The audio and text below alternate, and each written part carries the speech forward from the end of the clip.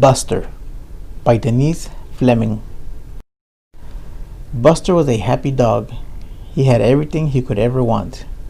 He had dishes with his name painted on them in curvy letters, a large grassy yard with a tall oak tree to nap under, a sand pit for taking dirt baths, an in-and-out flap on the back door, a basket full of toys, a radio tuned to his favorite station, and Brown Shoes, who took Buster to the park whenever Buster asked. Buster was a happy dog until Brown Shoes brought home the big box. The big box. Buster stared at the big box. He hoped there were juicy steaks or fancy French cheeses or spicy sausages in the big box.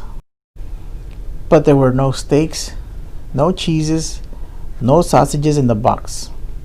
There was just a bag of sand, a large flat pan, 2 small dishes, and a cat named Betty. Buster was not happy. Buster was afraid of cats. Betty. Betty jumped down off the table. She began to purr and twist and turn around Buster's leg. Buster was terrified. He was afraid to move. If I ignore her, thought Buster, maybe she'll go away. Betty did everything to attract Buster's attention. She slept in Buster's dishes with the curvy letters. Buster ignored her. She ran up and down and around Buster's tree. Buster ignored her. She dug in Buster's sandpit. Buster ignored her. She ran in and out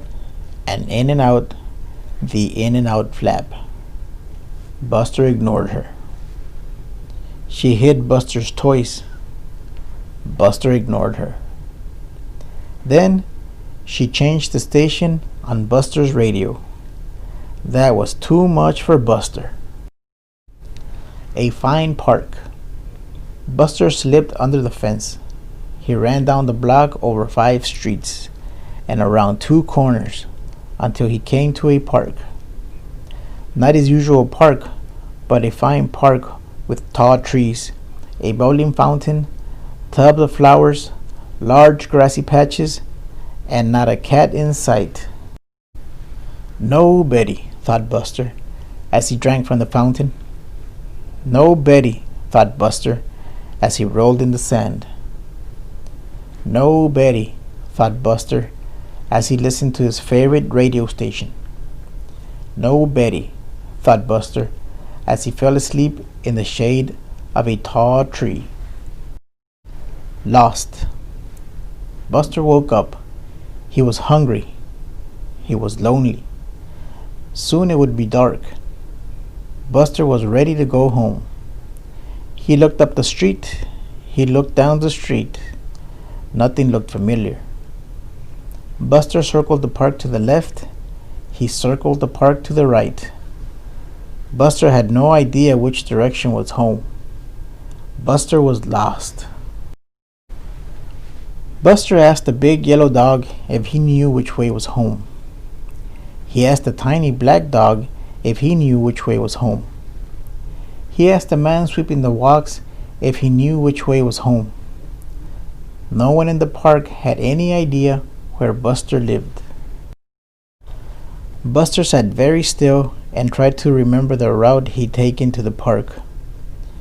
He'd been so busy trying to get away from Betty that he hadn't paid any attention. Home. All Buster could think about was how he would never see his home, his dishes, his sandpit, his toys, his tree, or Brown Shoes again. What would he do? Where would he go? Just then a pigeon circled Buster. He landed close to Buster's ear. "Kakakoo," said the pigeon, looking up. Buster looked up, way up. In the top of a tall tree several streets over, Buster saw a waving ball of white fur. The tree looked very familiar. The waving ball of fur looked very familiar. It was Betty. Buster ran out the park, around 2 corners, over 5 streets, turned left, and ran up the block, all the time keeping an eye on Betty. Buster slipped under the fence. Betty ran down the tree and over to Buster. Betty began to purr and twist and turn around Buster's legs. Buster was a happy dog. He had everything he could ever want, and more.